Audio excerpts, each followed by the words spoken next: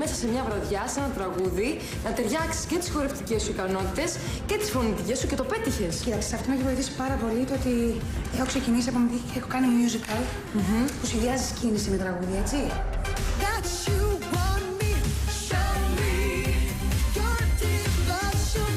Χάρηκες που συμμετείχες, πιστεύεις ότι σου έκανε καλό στην καριέρα σου αυτή η εμφάνιση? Ναι, πιστεύω ότι μου έκανε πάρα πολύ καλό και θέλω να εξελίσσομαι και να δείχνω συνέχεια πρόοδο σε αυτό που κάνω και σίγουρα με βοήθησε πάρα πολύ. Τι είπαμε θα κάνεις, πώς θα πεις? Έλα, κόψε φλακίες. Η συνεργασία σου με τον Κώστα Καπετανίδη πώς ήταν? Με βασάνισε, αλλά βγήκε ό,τι έπρεπε να βγω, έτσι. Και όλοι μιλάγανε γι' αυτό, γιατί έκανε εκπληκτική δουλειά μαζί με ο Κώστας. Πώς αισθάνεσαι? Τέλεια! Ας αρχίσουμε. Πάντα βγαίνω πολύ σκληρή, άγρια και μου έλεγε πρέπει να κλικάνεις αγάπη μου, θα τρομάξεις τον κόσμο. Και δούλεψα πάρα πολύ πάνω σε αυτό και με τον Κώστα, με μια κάμερα σπίτι του, πολλή δουλειά. Και όντως ευτυχώς κατάφερα και βγήκα έτσι λίγο πιο σεξ και πιο γλυκιά.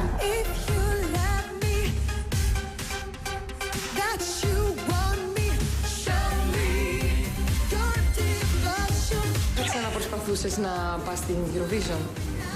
Δεν ξέρω. Μπορεί ναι, μπορεί όχι.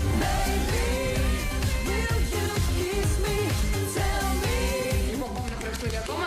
Πάμε. Ωραία, κάτσε να το playback, περιμένε. Βάλε.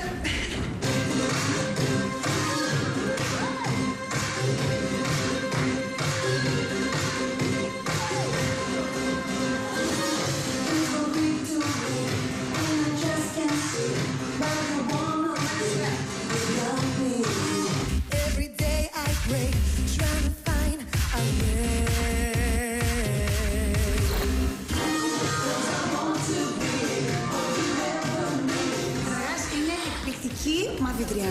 Θα πιάνω όλα τακ, θεά. Όντως λίγο. Θέλει καλή φυσική κατάσταση για να μπορείς να το κάνεις αυτό. Θέλει, ναι. Θέλει.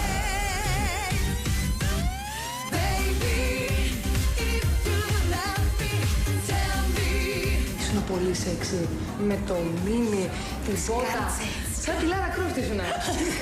Η κοτσίδα μου έλεγε, εγώ λέγα το μανικά, ήταν έτσι. Σου πάει και το δυναμικό του στυλ. Ταιριάζει το χαρακτήρα σου νομίζω.